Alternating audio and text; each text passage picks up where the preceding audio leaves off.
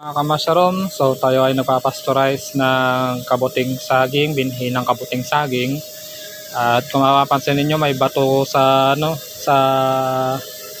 sa ibabaw kasi nga dahil sa pressure niya yan. Kasi masyadong malakas yung pressure niya, kaya nilagyan ko ng ganyan para hindi siya lumubo ng lumubo. Kasi malakas yung pressure niya yan, kasi konti lang yung butas niya. Yan. Konti lang yung butas nito. Yan o. Maliit lang yung butas nito. Kaya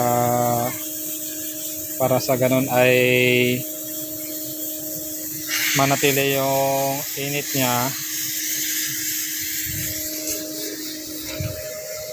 At makikita natin na pag mas mainit kasi sa loob nito, kung pag malakas yung pressure nito sa loob, kahit 2 oras lang ay pwede na.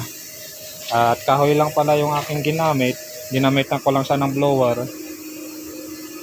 Yan, ginamitan ko pala siya ng blower para sa ganun ay mas malakas yung apoy niya. Yan, mga kawayan, kasi maraming kawayan dito sa amin, kaya kawayan yung aking ginagamit na panggatong. Kasi sayang naman kung hindi magagamit, kaya kaysa sa itapon lang, at least nakapakinabangan. Ayan. Malakas din to panggatong, basta lagyan nyo lang siya ng blower. Kasi pag hindi walang blower yan, parang hindi yung pag naging naging uling na yung niya. Yan, ang hirap na maging abo. Kaya mas maganda pag malakas para abo talaga. Ayan. So papatayin na natin to after ng 2 oras. Pag masyadong pag kulang sa pressure kasi, kahit na mainit, kinakailangan 4 hours.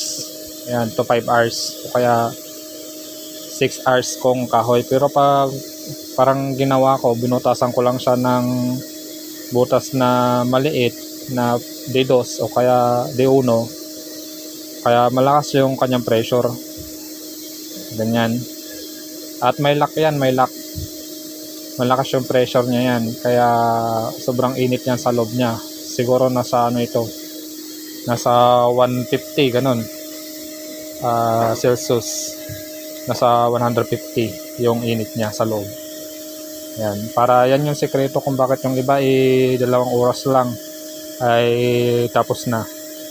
So yan lang, sana nakapulot kayo sa konting kaalaman patungkol sa pagpapasteurize ng binhi o kaya protein bags. God bless sa bawat isa.